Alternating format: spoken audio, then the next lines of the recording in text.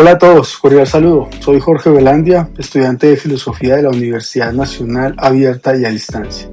Bienvenidos al presente video donde trataremos temas asociados a la verdad y los motivos del pensamiento postmetafísico. Actualmente vivimos en una época donde la verdad parece fragmentarse entre redes sociales, discursos mediáticos y realidades paralelas. Cada quien parece poseer su propia versión de los hechos, pero ¿podemos hablar todavía de una verdad compartida? ¿O la verdad es solo una construcción que depende de quién la dice y desde dónde se dice? Pues hoy a través de este video hablaremos de dos filósofos que marcaron profundamente el pensamiento contemporáneo. Se trata de Jürgen Habermas y Hilary Putnam, dos pensadores que desde horizontes distintos intentaron responder una misma inquietud. ¿Cómo comprender la verdad cuando el lenguaje, los hechos, los valores están tan condicionados por el contexto? Pues bien, quiero iniciar hablando sobre Jürgen Habermas, filósofo alemán y heredero de la Escuela de Frankfurt, quien propone una idea bastante interesante. La verdad no es algo que simplemente está en el mundo esperando a ser descubierta. La verdad se trata de algo que se construye en la comunicación, en el diálogo, en el encuentro racional entre personas. Para Habermas, toda afirmación lleva consigo una pretensión de validez.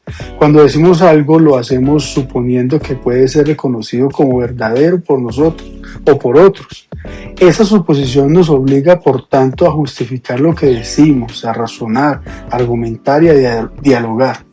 De ahí su idea central sobre que la verdad se revela en el discurso racional, en ese espacio donde los hablantes participan libremente sin manipulación ni coacción, buscando el entendimiento y no la victoria. En palabras simples, lo verdadero no es lo que yo digo, sino lo que podría aceptarse juntos, racionalmente, sin diálogos en condiciones justas. Habermas llama a esto una concepción pragmática de la verdad, porque la verdad no es un hecho estático, sino una práctica viva.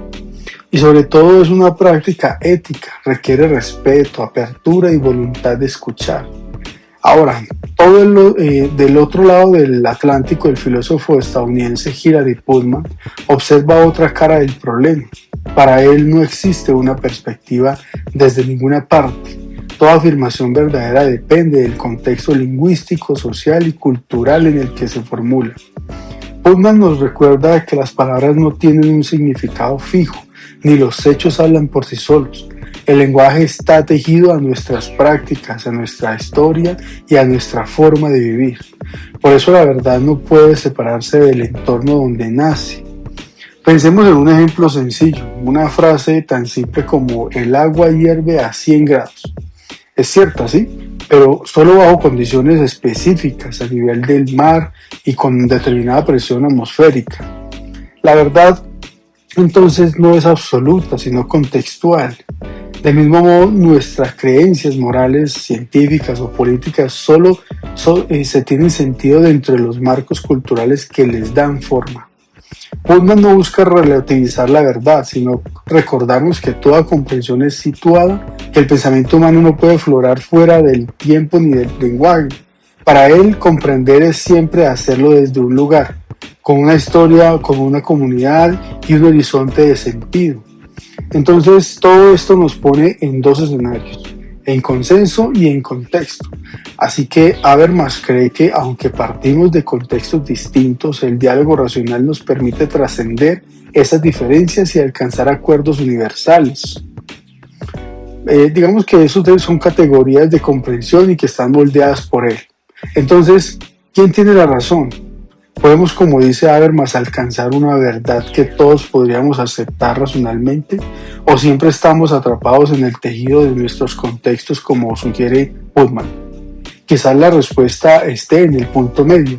Habermas reconoce que ningún discurso parte del vacío. Todos los interlocutores tienen una historia, un lenguaje, un marco de sentido.